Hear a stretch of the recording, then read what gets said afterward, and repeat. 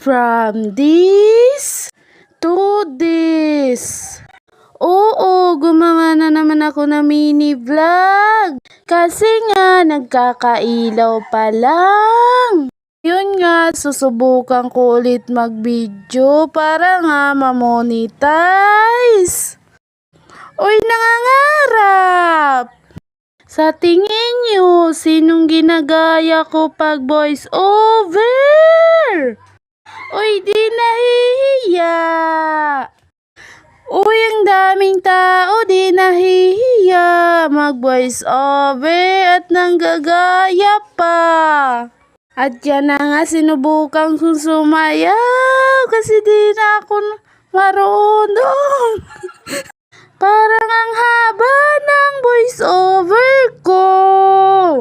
At ayan na nga, sinong dumaan? Kilala ninyo ba yun?